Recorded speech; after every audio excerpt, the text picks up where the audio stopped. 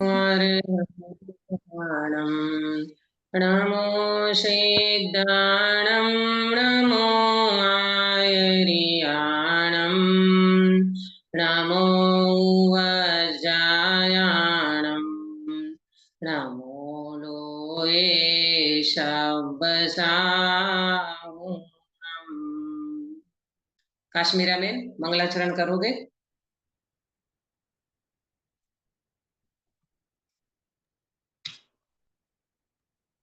दीदी मारी पास गुजराती बुक है, गुजराती में बोलू चालसे? हाँ, चालसे चालसे। मंगलमय मंगल करण वीतराग विज्ञान नमो तेह जेठी थया अरहंतादिमा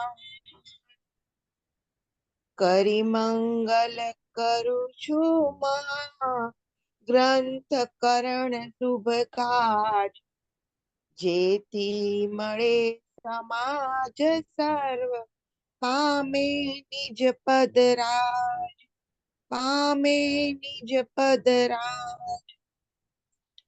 बहुत सुंदर मंगलाचरण किया। सुबह मंगल प्रभात की मंगल बेला में हम मोक्ष मार्ग प्रकाशक जी शास्त्र का स्वाध्याय शुरू करने के लिए तत्पर हुए हैं।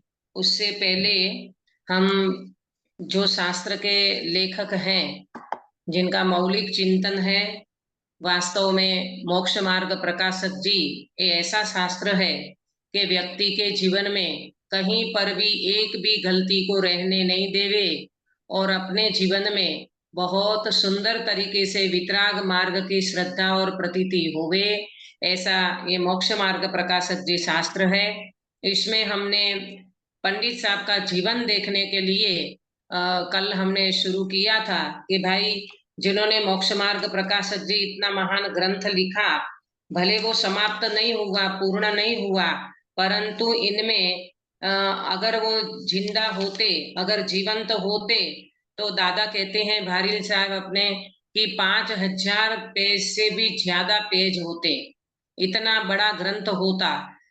खैर वो तो अपने भाग्य में नहीं था, इसीलिए वो व्यक्ति का अचानक ही अपने सामने से मतलब चले गए।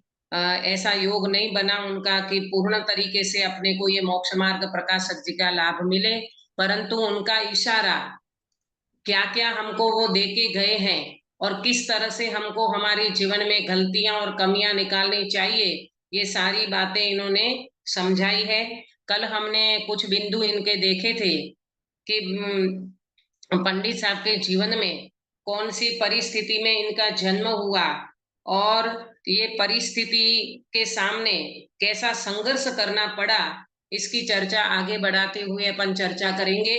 कल बनारसी दास जी ने जो 13 नियम उस समय में, माने टोडरमल जी साहब से पहले 150 वर्ष पहले वो जो हुए, पंडित बनारसी दास जी जिन्होंने 13 नियम 13 पंथी धर्म मतलब 13 पंथी आमनाय में 13 नियम का पालन अवश्य करना चाहिए, तब हम शुद्ध 13 पंथी दिगंबर जैन कहलाते हैं। ये वाली बात हमने आपको की थी, आपने नोट किया होगा।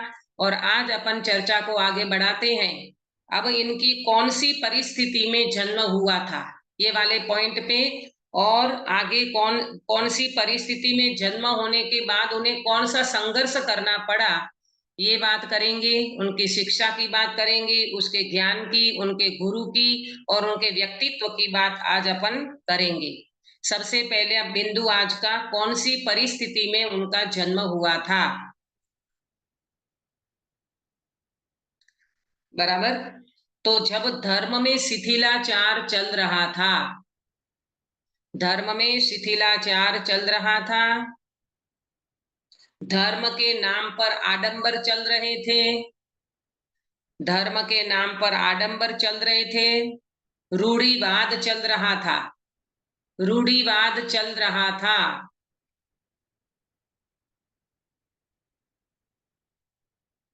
और उस समय उनको कोई गुरु नहीं मिले थे, कोई गुरु नहीं मिले थे, ऐसी परिस्थिति में उनका जन्म हुआ था।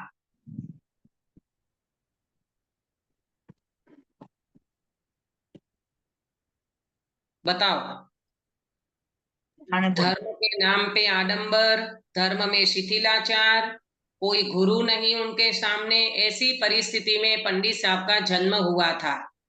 आज अपने दीदी इतनी सारी मतलब टेक्नोलॉजी कहें, सुविधा कहें, संयोग कहें, कितने सारे संयोग अच्छे उपलब्ध हैं अपने सामने, फिर भी अपने को आत्म कल्याण करने में प्रमाद आता है, आलस आता है। ऐसा लगता है कि आत्मा की बात तो बहुत गहरी बातें हैं, ये तो ज्ञानी जीव ही कर सकते हैं, अपने जैसे जीव क्या कल्याण करें, समझ में नहीं आता।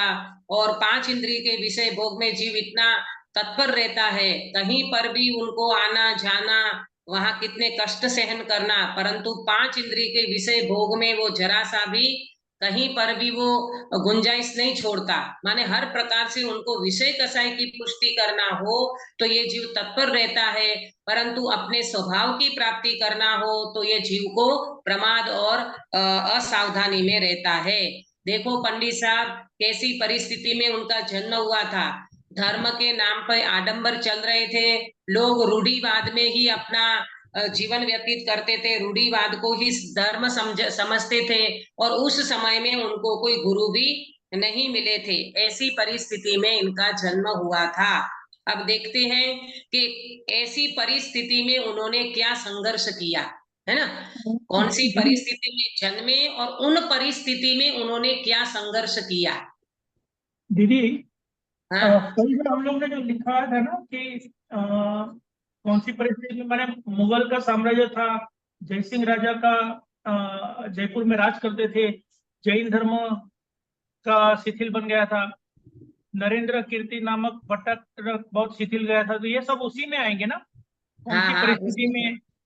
हाँ, अ, ऐसी परिस्थिति में ही था उनका जन्म। लेकिन धर्म के नाम पे जो आडंबर चल रहे थे, जो शिथिलाचार चल रहा था, वो इतना भयंकर था कि उस समय में कोई उनको ऐसे गुरु नहीं मिले कि भाई उनको ये सत्य मार्ग का के लिए कोई सपोर्टिंग कर सके। अब मैंने वो आगे जो बढ़, मेरा कहने का है, वो कैसे कैसे संघर्ष करने पड़े वो कॉलम में अलग आएगा ना सब। हाँ वो अलग आएगा। अब अच्छा। ऐसी कौन सी परिस्थिति में, ऐसी परिस्थिति में उनको कैसी परिस्थिति बनी कि उनको संघर्ष करना पड़ा। जो परिस्थिति उनके सामने थी उस परिस्थिति में उनको क्या क्या संघर्ष करना पड़ा।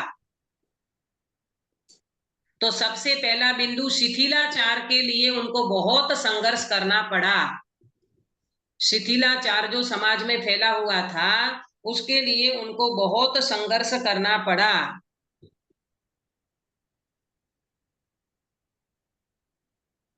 और संप्रदाय में जो तनाव चल रहे थे उनके लिए भी उनको बहुत संघर्ष करना पड़ा। अपने हर कोई व्यक्ति अपने संप्रदाय में अपने क्रियाओं में वो रहते हैं ना, अपनी क्रियाओं के कारण अपने धर्म को ही वो सर्वस्व मानते हैं। तो संप्रदाय में जो तनाव चल रहे थे, रूढ़ियां चल रही थी, आडंबर चल रहे थे, ये सारी चीजों का उन्हें संघर्ष करना पड़ा, क्योंकि सत्य धर्म के लिए तो व्यक्ति को संघर्ष करना पड़ता है। तो ये सारी चीजें पंडित साहब को इन सब में संघर्ष बहुत करना पड़ा। यहाँ तक कि उनकी मृत्यु भी अगर हुई है तो ऐसी परिस्थिति में बनी है। अभी अपन उनकी चर्चा आगे करेंगे, बराबर। ये बात आपने नोट की होगी। अब उनकी सामान्य शिक्षा की ओर चलते हैं। क्या रही पंडित साहब की सामान्य शिक्षा। तो उस समय जब पंडित साहब का जन्म हुआ था, आज से 300 साल पहले की अगर बात करें, तो उस समय तेरा पंथी शैलियां चलती थी। तेरा पंथी शैली में उन्होंने जयपुर में आध्यात्मिक शिक्षा प्राप्त की। अब मैं शैली का अर्थ बताती हूँ, पहले आप नोट करना कि उनकी सामान्य शिक्षा जयपुर की आध्यात्मिक तेरा पंथी शैली में शिक्षा प्राप्त की। शैली का अर्थ क्या होता है, जैसे 8-10 व्यक्ति मिलकर के पढ़ें और उनको समझें, उनको कहते हैं शैली। जैसे गोष्ठी अपन कहते हैं ना, 8-10 जन मिलकर के सत्संग करने बैठे या गोष्ठी करने बैठे, उसको शैली कहा जाता है। और उनके ज्ञान लौकिक लौकिक ज्ञान की शिक्षा की अगर बात करें तो पंडित साहब के ज्ञान की तीव्रता कैसी थी।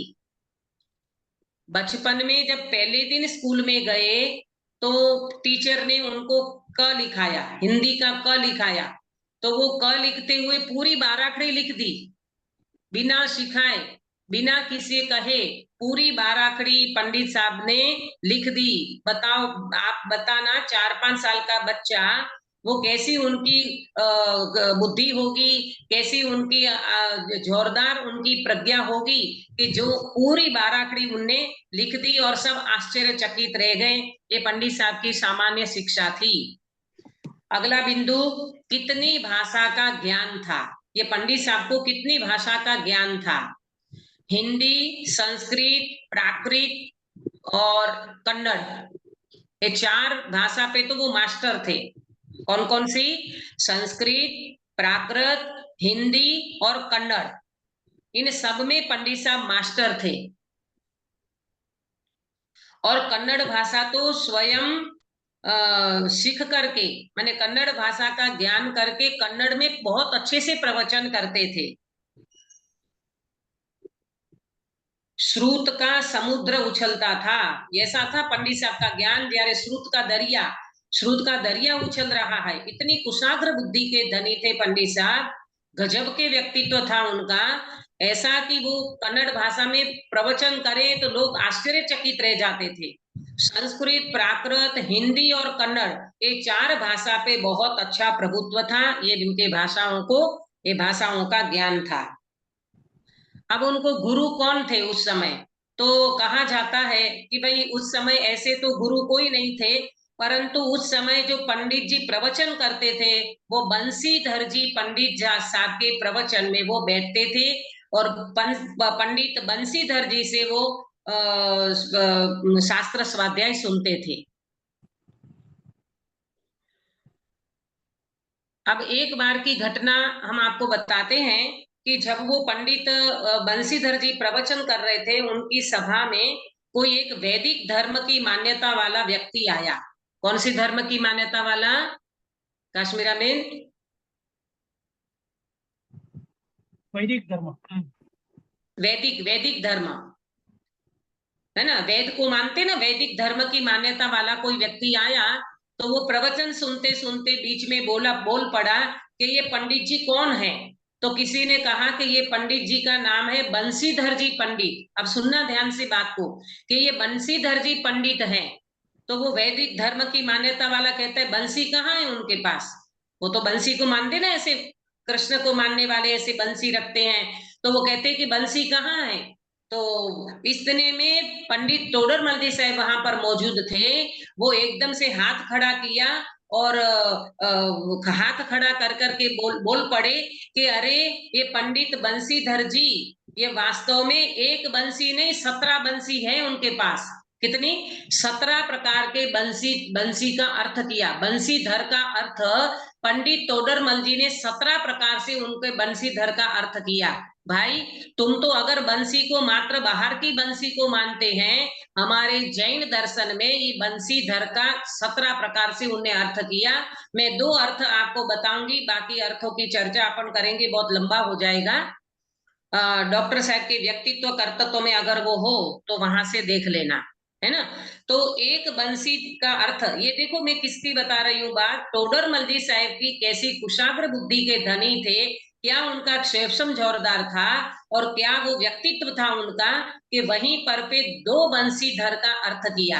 नंबर 1, बंसी माने वंश, ये तीर्थंकरों का वंश है, और उनको धर माने चलाने वाले, ये तीर्थंकरों के वंश को चलाने वाले हैं, इसीलिए इनको बंसीधर कहते हैं। बोलो, कोई अर्थ कर सकता है ऐसा? बंसीधर का क्या अर्थ गजब का किया।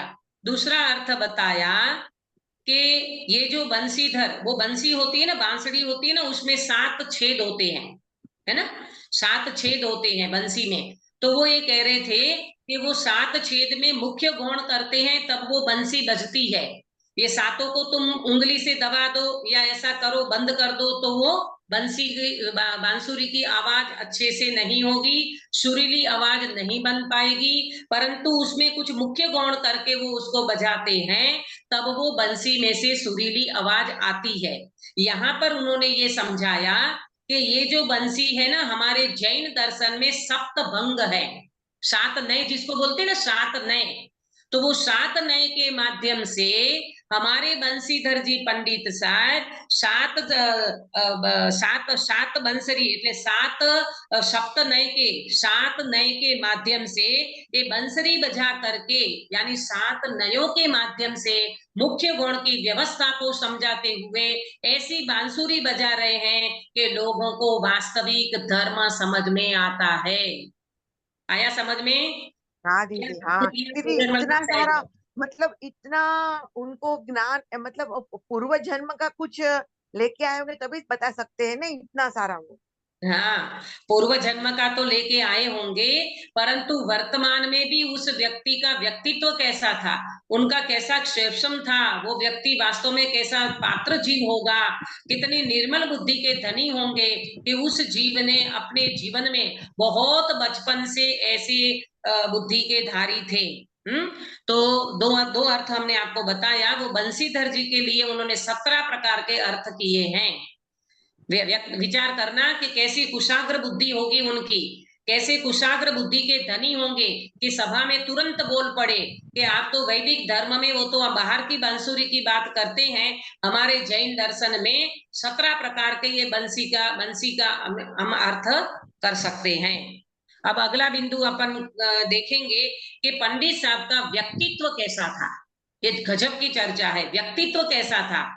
हम जो मोक्ष मार्ग प्रकाशक की चर्चा करने वाले हैं, उनका व्यक्तित्व तो देखो। लोक व्यवहार में कोई व्यक्ति, अमिताभ बच्चन एक्टर है ना, जो अमिताभ बच्चन, तो अमिताभ बच्चन की कोई एक पिक्चर आएगी, उनसे पहले ये अमिताभ बच्चन कौन थे, तो लोग कहते हैं अमिताभ बच्चन ऐसे थे ने वैसे थे, जो भी उनका वो होगा व्यक्तित्व, वो लोग को ख्याल मालूम पड़ता है, ख्याल में आता है। फिर वो उनकी पिक्चर देखो तो वो आपको उसकी कितनी महिमा आएगी। हालांकि अपने को जैन धर्म में ये कोई महिमावंत व्यक्तित्व है ही नहीं उन लोगों का, लेकिन फिर भी आप लोगों को समझाने के लिए ये बात करते हैं। यहाँ पर तो जैन धर्म के शासन के स्तंभ जैसे महान समर्थ ये पंडित साहब, जिनका जीवन और व्यक्तित्व देख करके हमारा नतमस्तक हो जाए, ऐसा उनका व्यक्तित्व था। इसमें मैं आपको कुछ बिंदु नोट कराती हूँ, जिंदगी में कभी भी आप उनको भूल नहीं पाओगे, ऐसा उनका व्यक्तित्व था। नंबर 1, वो धून के धनी थे। क्या थे? धून के धनी थे। ऐसे धुनी व्यक्तित्व था उनका।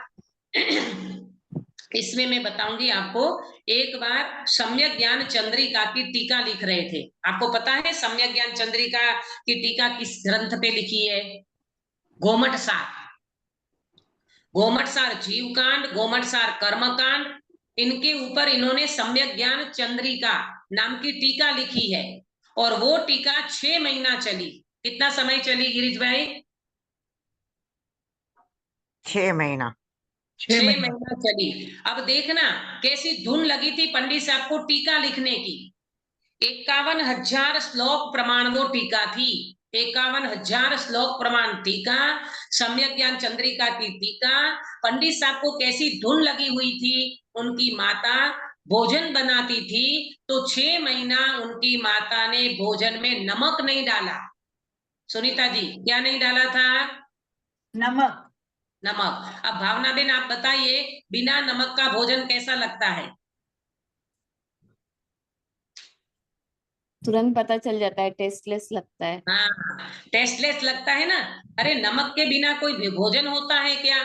तो 6 महीना तक उनकी माता ने भोजन में नमक नहीं डाला। उनकी माता समझती थी कि मेरा बेटा इतना महान ग्रंथ का कार्य कर रहा है, और 6 महीना तक उन्होंने नमक नहीं डाला। परंतु पंडित साहब कैसे धुन के धनी थे, उनको पता ही नहीं चला कि 6 महीना भोजन में नमक नहीं डाला है। फिर हुआ क्या? जिस दिन ये सम्यक ज्ञान चंद्रिका की टीका पूरी हो गई, उस दिन टीका पूरी करके जब वो भोजन करने बैठे, तो माता से कहते हैं, माँ आज आपने भोजन में नमक नहीं डाला। कब पूछा? 6 महीने के बाद जब टीका हाँ, पूर्ण हो गई। जब टीका पूरी हो गई उस दिन पंडित साहब पूछते हैं कि माँ आज आपने भोजन में नमक नहीं डाला, तो माँ कहती है बेटा मैं तो भोजन में नमक 6 महीने से नहीं डालती थी, आज मुझे लगता है तुम्हारी टीका की पूर्णाहुति हुई है। कौन सी टीका लिखी? सम्यक ज्ञान चंद्रिका की टीका। 51,000 श्लोक प्रमाण वो टीका थी। 6 महीना उनको लगा और धूम के धनी ऐसे थे, भोजन में नमक नहीं डाला तो भी उनको पता नहीं चला। ये इनका व्यक्तित्व था। मैं कुछ बिंदु आपको नोट कराऊंगी, आप हमेशा के लिए इनको याद रखना। नंबर 2, जैसा एग्जाम्पल, जैसा दृष्टांत वैसा सिद्धांत, ये इनकी खूबी थी। जैसा दृष्टांत वैसा सिद्धांत, ये अपन मोक्ष मार्ग प्रकाशक जी पूरा पढ़ने वाले हैं ना, उसमें आएगा तब मैं आपको बताऊंगी कि कैसे दृष्टांत और कैसे सिद्धांत वो सामने रखते थे। नंबर 3, रस परिपाक वाली शैली थी। उनके प्रवचन की शैली कैसी थी? रस परिपाक। देखो विद्वान तो कई होते हैं, पंडित जी तो कई होते हैं, लेकिन हर पंडित जी के प्रवचन में रस नहीं आता, क्योंकि शैली में अंतर पड़ जाता है ना। तो इनकी शैली कैसी थी? रस परिपाक वाली शैली थी।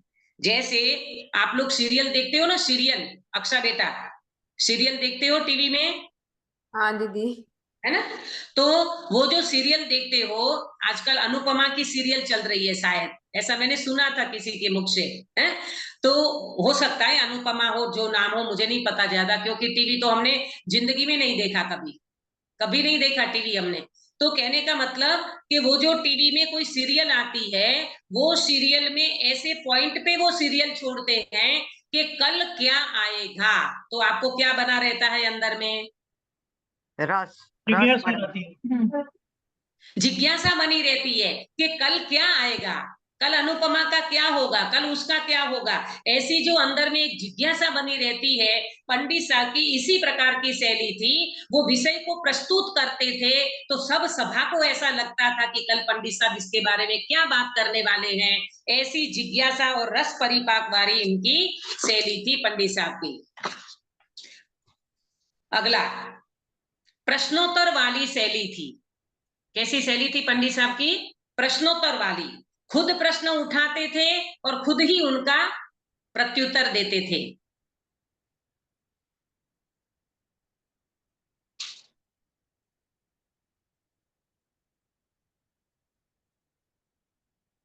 बराबर? देखो अब सुनना, आगम से प्रश्न उठाते थे, आगम के आधार से और अपने तर्कों से जवाब देते थे।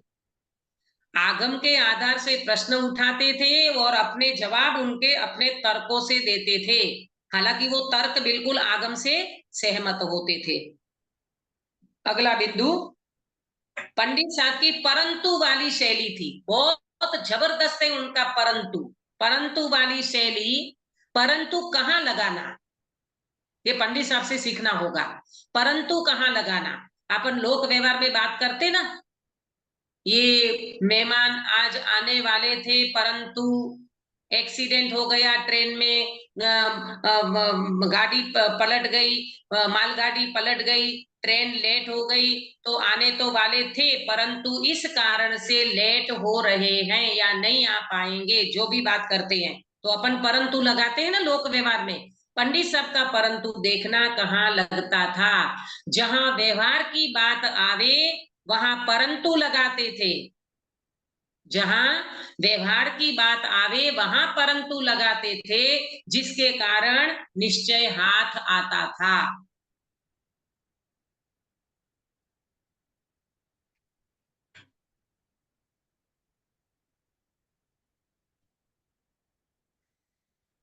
ये अपन सब आगे समझेंगे, है ना, जब अपन पढ़ेंगे ना तब अपन इसको समझेंगे, वो विस्तार से सारी चर्चा आने वाली है। मैं तो केवल पंडित साहब के व्यक्तित्व की बात कर रही हूँ। हाँ, अगला बिंदु, श्रीमद राधचंद्र जी ने मोक्ष मार्ग प्रकाशक जी को सतश्रुत कहा। सतश्रुत, श्रीमद राजचंद्र जी को जानते हो ना सब। श्रीमद राजचंद्र जी ने इस मोक्ष मार्ग प्रकाशक जी ग्रंथ को सतश्रुत कहा।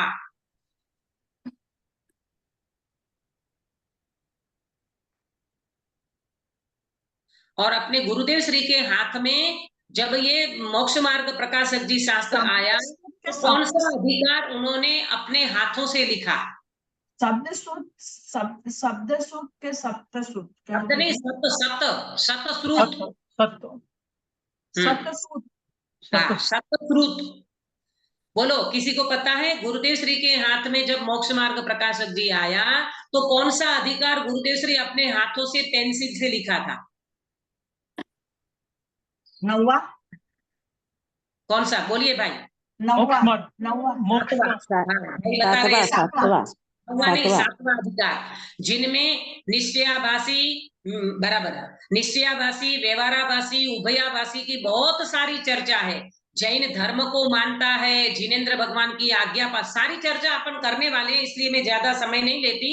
लेकिन गुरुदेव श्री को जब मोक्ष मार्ग प्रकाशक जी हाथ में आया तो उसमें सातवां अधिकार, इतना लंबा अधिकार होते हुए भी उनको इतना पसंद आया, अपने हाथों से पेंसिल से वो पूरा सातवां अधिकार उन्होंने लिखा अपने हाथों से।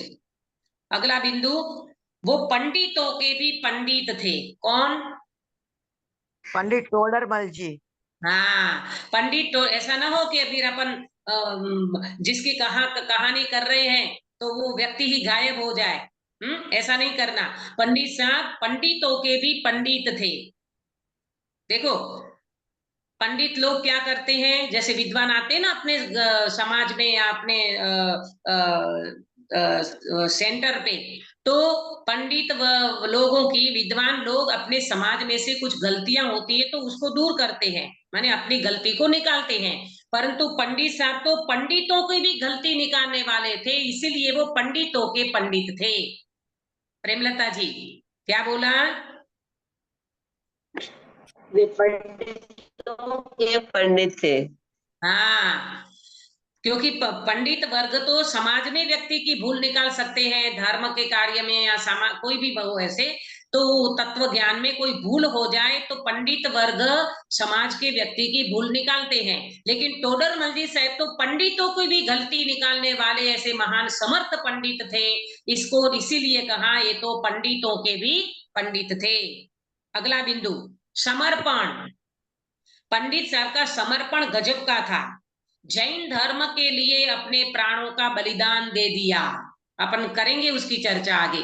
जैन धर्म के लिए अपने प्राणों का बलिदान दे दिया, ये इनका समर्पण था। अगला बिंदु, करुणाशील। पंडित साहब कैसे थे? करुणाशील थे। देखो दीदी रिपीट करिए ना, जैन धर्म के लिए। जैन धर्म के लिए अपने प्राणों का बलिदान दे दिया, इतना समर्पण था।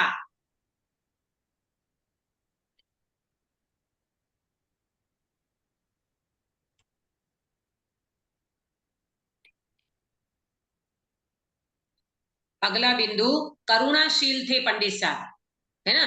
जैसे बड़े ग्रंथ व्यक्ति को समझ में नहीं आता तो पंडित साहब ने क्या करुणा करी कि मंद बुद्धि वाले जीव को, बिल्कुल छोटा बच्चा हो उसको भी समझ में आ जाए, तो उन्होंने ऐसी करुणा करी कि मंद बुद्धि वाले जीवों के लिए ग्रंथ लिखा। कौन सा? मोक्ष मार्ग प्रकाशक जी।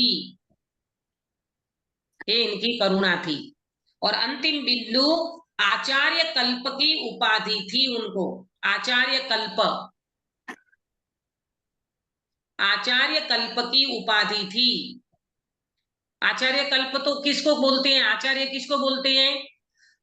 पंच परमेष्टि में जो आचार्य भगवान होते हैं वो कितने गुणों के धारी होते हैं? कश्मीरा में दीदी 36 गुण के धारी होते हैं, खुद पढ़ते हैं, दूसरों को पढ़ाते हैं। हाँ बराबर, आचार्य भगवान होते हैं। परंतु ये आचार्य वो नहीं समझना, छठवें सातवें गुणस्थान वाले 5 पद में स्थित है, वो नहीं। आचार्य कल्प, आचार्य जैसे।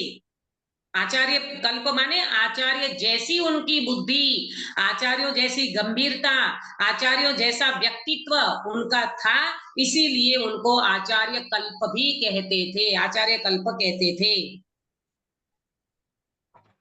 बराबर। हाँ, ये इनके व्यक्तित्व की हमने बात की। अब उनके साथ जब इनकी सभा लगती थी ना, प्रवचन करते थे। आपको पता है उस जमाने में 300 साल पहले की बात है, पंडित साहब के प्रवचन में कितनी संख्या रहती थी?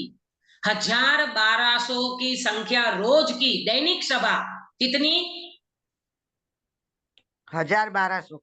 1200 दैनिक श्रोता।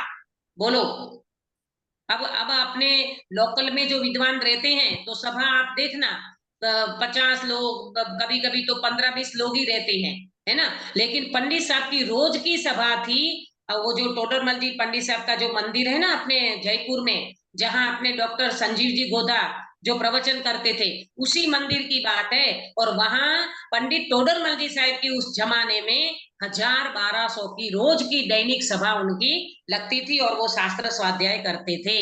उसमें ब्रह्मचारी रायमल जी, आप नोट करना उनका नाम, ब्रह्मचारी रायमल जी उनके साथ रहते थे और उनका रोज प्रवचन उनमें उनकी सभा के प्रथम श्रोता थे,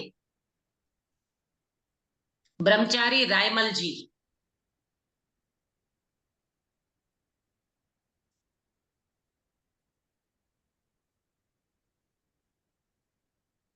ये जो टीकाएं लिखी ना, उस समय इनका बहुत बड़ा योगदान रहा ब्रह्मचारी रायमल जी का। उन्होंने बहुत आग्रह करके टीकाएं लिखवाई, बहुत सारी टीकाएं लिखी है। तो ब्रह्मचारी रायमल जी भी इतने धर्म में श्रद्धावान थे, उनको ये लगा कि ये पंडित साहब हैं, इनमें इतनी बुद्धि है, इतना क्षेम है, इतनी इनकी योग्यता है, अभी जितना काम कराना हो ये पंडित साहब से करा सकते हैं। तो उन्होंने विनय नम्रता पूर्वक, विनय धर्मनु मूढ़ छे, व्यक्ति के जीवन में अगर विनय नहीं होता है तो वो व्यक्ति कभी भी ज्ञान की प्राप्ति नहीं कर सकता है। तो ब्रह्मचारी रायमल जी बहुत सारी टीकाओं जब पंडित साहब लिखते थे तब उनके साथ रहे। वो पंडित साहब देखो, उस जमाने में ऐसी कोई टेक्नोलॉजी नहीं थी जो आज अपन कंप्यूटर पे सारी मैटर आपकी आ जाती है, सारा लेख कर सकते हो। और वो जो टेप करने का क्या बोलते हैं उसको, टेप होता है, रिकॉर्डिंग रिकॉर्डिंग, ये कोई व्यवस्था उस जमाने में नहीं थी। बताओ कैसी परिस्थिति में उन्होंने ये शास्त्र की टीकाएं लिखी है। पंडित साहब बोलते जाएं और रायमल जी लिखते जाएं, इतना समर्पण दोनों का। तभी तो कहा गया, वहां पर ऐसी बात आती थी कि जब धर्म के बारे में दो मल बहुत है, वो उस जमाने में वो लोग कहा करते थे अपने धर्म के लिए दो मल है अपने पास, एक ब्रह्मचारी रायमल और एक अपने पंडित टोडरमल जी साहब। टोडरमल, रायमल और टोडरमल, ये दो मल धर्म के लिए काफी है, ऐसे उस जमाने में बातें कहा करते थे सब लोग। आया समझ में? इतना सारा उन्होंने धर्म की प्रभावना करने के लिए टीकाएं लिखी और ब्रह्मचारी रायमल जी ने उनके साथ रह करके बहुत बहुत ही उन्होंने अपना योगदान दिया। आपको पता है पंडित साहब के समय में कैसी विकट परिस्थितियां थी। जिनवाणी का दर्शन करने, ये जो गोमटसार, ये जो कर्मकांड, धवला, जय धवला, ये जो है ना, उनका दर्शन करने में उनको 5 साल लगे। जिनवाणी का दर्शन करने में। मूड बिद्री कहाँ, आपको पता है ना मूड बिद्री कहाँ आया? इतने लंबे मूड बिद्री, वहां उस जमाने में कोई ऐसी फ्लाइट, कोई ऐसे वाहन, ऐसे कोई यातायात का साधन नहीं था, है ना। बैलगाड़ी से जाना पड़ता, ये बहुत उस जमाने में तकलीफें थी। तो उनको 4-5 साल तो जिनवाणी का दर्शन करने में लगा। कौन से? ये गोमटसार, कर्मकांड, जीवकांड जो है ना इत्यादि, अपने जो धवला, जय धवला, इन सब का दर्शन करने में उनको 5 साल लग गए। ऐसी स्थिति थी उस समय में।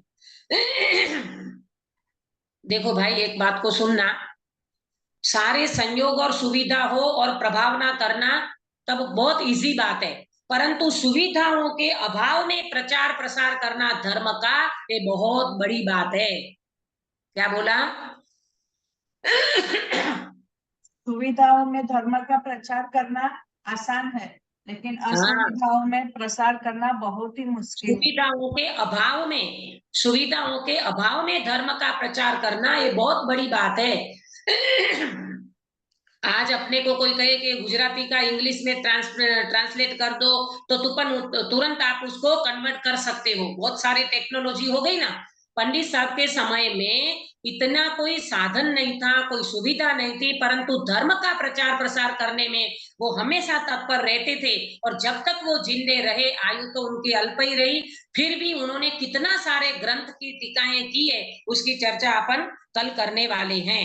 बराबर। और इतना ही नहीं, उनकी सभा में जो जो व्यक्ति बैठते थे, उनमें योग्य व्यक्ति को उन्होंने विद्वान बनाया। क्या बनाया? पंडित बनाए, विद्वान बनाए। जो लगा पंडित साहब को 1000-1200 की सभा थी, उनमें जो जो योग्य व्यक्ति उनको लगे, उनको उन्होंने विद्वान बनाया। आप कल्पना कर सकते हो, अपने बच्चे को अपन एक बच्चे को अपन धर्म में नहीं लगा सकते, माता पिता फेल हो जाते हैं। इन्होंने कितने सारे विद्वान तैयार किए अपनी सभा में से।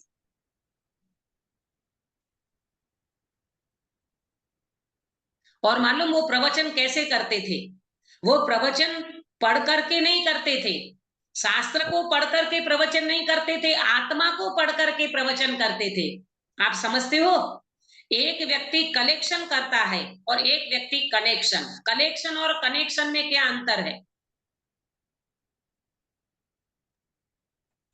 करेक्ट जोड़ाण करते हैं, वो कनेक्शन। हाँ, पंडित साहब कलेक्शन करके नहीं, ये शास्त्र में से ये कलेक्शन किया, यहाँ से ये कलेक्शन किया, यहाँ से ये कलेक्शन किया और फिर प्रवचन कर दिया। नहीं नहीं, वो आत्मा को पढ़ करके कनेक्शन, अपना उपयोग आत्मा में जोड़ करके वो प्रवचन करते थे।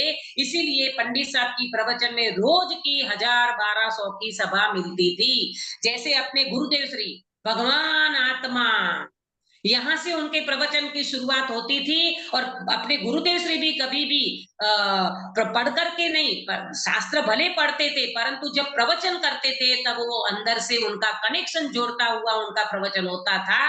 तो उनके प्रवचन में कभी कोई बात 10 बार भी रिपीट हो जाए तो भी अपने को सुनने में कंटाला नहीं आता। आया समझ में? कलेक्शन और कनेक्शन में अंतर है।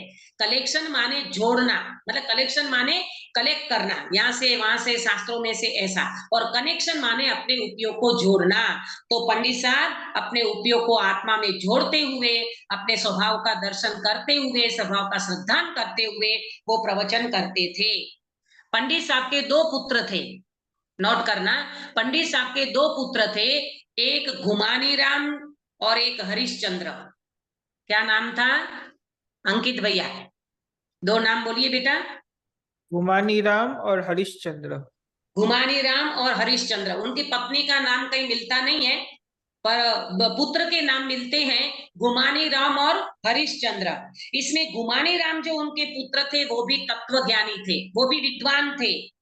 और पंडित साहब के बाद भी जब शिथिलाचार आ गया तो उन्होंने भी बहुत बड़ा धर्म में शिथिलाचार दूर करने का प्रयास किया और उन्होंने समाधि मरण पाठ लिखा है। समाधि मरण नाम का पाठ उन्होंने लिखा है। बताओ, विचार करो, जैसे पिता होते हैं वैसे पुत्र निकले। गुमानी राम जी का नाम भी गुमानी राम, इनके जो पुत्र थे वो भी बहुत बड़े कुशाग्र बुद्धि के धनी थे। जैसे पिता थे वैसा ही उनने अपने जीवन में यथा योग्य तत्व ज्ञान में उन्हें योगदान दिया और उन्होंने भी समाधि मरण का पाठ लिखा। ये आज हमने चर्चा जो की है पंडित साहब के व्यक्तित्व और कर्तृत्व की, उनकी भाषाओं के ज्ञान की, उनकी सामान्य शिक्षा की, कौन सी परिस्थिति में जन्मे और परिस्थिति में जन्मते हुए कैसे संघर्ष करने पड़े, कौन से बिंदु पे संघर्ष करने पड़े, वो चर्चा हमने आपके सामने रखी है। कल अपन उनके शास्त्रों की चर्चा करेंगे। अपने जीवन में कितने शास्त्र पढ़े उन्होंने और कौन से शास्त्र पे उन्होंने टीका लिखी है, ये वाली चर्चा अपन कल करेंगे। आज की चर्चा को सुनकर के आपको ये जरूर लगा होगा कि ऐसे महान व्यक्तित्व के धनी के जो लिखे हुए मोक्ष मार्ग प्रकाशक जी शास्त्र, वो शास्त्र हमें सुनने मिलेंगे। हमारा धन्य भाग, धन्य घड़ी। प्रभु हमारे जीवन में कोई भी गलती न रह जाए, हम बिल्कुल मध्यस्थ होकर के, निष्पक्ष होकर के ये मोक्ष मार्ग प्रकाशक जी शास्त्र सुनेंगे। हमारा कोई भी व्यू न रखते हुए वितराग मार्ग में सर्वज्ञ भगवान ने जो वस्तु स्वरूप बताया है उस वस्तु स्वरूप को देखते हुए, समझते हुए हम हमारे मोक्ष मार्ग को प्रशस्त करें। इस मंगल भावना के साथ अभी की बात को मैं विराम देती हूँ। निज निधि निज में बताई यह अनंत उपकार है। इसके लिए जिन वाणी माँ को वंदना सतबार है, वंदना सतबार है। सुनीता जी काय शब्द कराइए। नमो अर्यंताणम नमो सिद्धाणम नमो आयर्याणम नमो वजायणम नमो लोये सव्वसावणम। नमो अर्यंताणम नमो सिद्धाणम नमो आयर्याणम नमो वजायणम नमो लोये सव्वसावणम। नमो अर्यंताणम नमो सिद्धाणम नमो आयर्याणम नमो वजायणम नमो लोये सव्वसावणम। नमो अर्यंताणम नमो सिद्धाणम नमो आयर्याणम नमो वजायणम नमो लोये सव्वसावणम। नमो अर्यंताणम नमो सिद्धाणम नमो आयर्याणम नमो वजायणम नमो लोये सव्वसावणम। नमो अर्यंताणम नमो सिद्धाणम नमो आयर्याणम नमो वजायणम नमो लोये सव्वसावणम। नमो अर्यंताणम नमो सिद्धाणम नमो आयर्याणम नमो वजायणम नमो लोये सव्वसावणम। नमो अर्यंताणम नमो सिद्धाणम नमो आयर्याणम नमो वजायणम नमो लोये सव्वसावणम। नमो अर्यंताणम नमो सिद्धाणम नमो आयर्याणम नमो वजायणम नमो लोये सव्वसावणम। नमो अर्यंताणम। बोलो अंतर्मुख मुद्राधारी सर्व जिनेन्द्र भगवान की जय जय हो। हो। नित्य बोधिनी द्वादशांगमयी जिनवाणी माता की जय जय हो। हो। 3 कम 9 करोड़ सर्वे वितरागी महामुनि राजों की जय जय हो। हो। परम अहिंसामय वितरागी जैन धर्म की जय जय हो। हो। सभी को जय जिनेन्द्र। जय जय जिनेन्द्र। जिनेन्द्र दीदी। भावना बहन ने जो मेरे को भेजा था वो मैंने पढ़ा, लेकिन मैं देखो उनके जन्म की और मृत्यु की कोई निश्चित नहीं मिल रही है। तो भावना बहन ने जो मेरे को भेजा था वो मैंने पढ़ा। मेरे पास जो लिखा हुआ था इसलिए मैंने 1823-24 जो आपको उनके जन्म की डेट लिखाई थी, हो सकता है उसमें अंतर हो। अपन एक बार और भी मैं देख के कंफर्म बता सकती हूँ। कंफर्म तो अपन इसलिए नहीं बता सकते कि दादा ने इसमें जो लिखा है, उन्होंने जो मेरे को भेजा था वो मुझे लगता है वो प्रस्तावना में से भेजा होगा या जो भी होगा। अगर उसका क्योंकि देखो उनका पर्टिकुलर कोई कंफर्म नहीं बता सकते, न जन्म का और न उनके मृत्यु का, कोई अनुमान ज्ञान से वो बातें मिलती है। इसलिए मेरे को जो बात मिली है उसमें 1823-24 लिखा हुआ मिला था। हो सकता है दूसरे कोई शास्त्र में अलग तरह से मिलता हो तो अपन उसको समझ लेंगे। ठीक है, जय जी। दीदी आपका स्वानुभूति इसमें 10 वर्ष में बहुत ही अच्छा प्रवचन था, बहुत ही अच्छा। हाँ सुना दीदी होगा। बहुत सरस था, बहुत सचिन बहुत बहुत गई मैं। हम